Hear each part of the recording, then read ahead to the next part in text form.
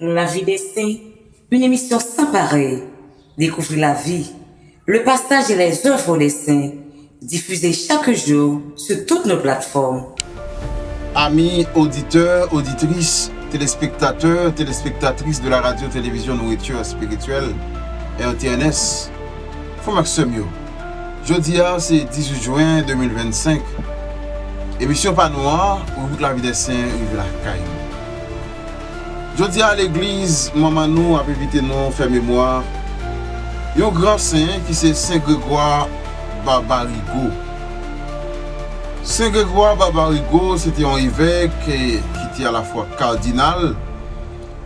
C'était un cardinal italien du 7e siècle.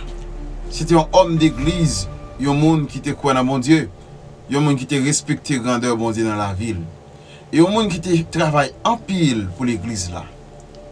Faut que ce mieux, nous allons attendre ensemble avec qui laisse monde Saint Grégoire tayé et qui ça te fait dans l'église là aujourd'hui l'évêque saint. Que l'église présente nous comme saint. Le saint du 18 juin, le plus reconnu dans le calendrier catholique, est Saint Grégoire Barbarigo. Un évêque et cardinal italien du 7e siècle.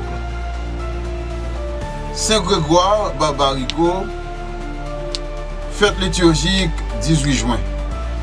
Lieu Italie, Venise, Bergame, Padoue. Mort 1697. Origine et formation. Naissance 16 septembre 1625 à Venise, dans une famille noble. Études brillantes à Padoue, puis à Rome, où il reçoit une formation humaniste et juridique. Il participe très jeune à des missions diplomatiques, notamment lors du congrès de Westphalie en 1648 grâce au cardinal Fabio Chigi, futur pape Alexandre VII. Carrière ecclésiastique. En 1657, Alexandre VII le nomme évêque et cardinal de Bergame. En 1664, il devient évêque de Padoue, un des diocèses les plus importants d'Italie. Il applique avec zèle les réformes du Concile de Trente, notamment réorganisation des séminaires pour la formation des prêtres, réforme de la discipline ecclésiastique, visite pastorale fréquente, aide aux pauvres et promotion de l'éducation, développement des bibliothèques et de l'imprimerie pour diffuser la foi. Esprit et vertu, homme de savoir, de charité et de foi rigoureuse, il est considéré comme un des grands évêques réformateurs post-tridentins.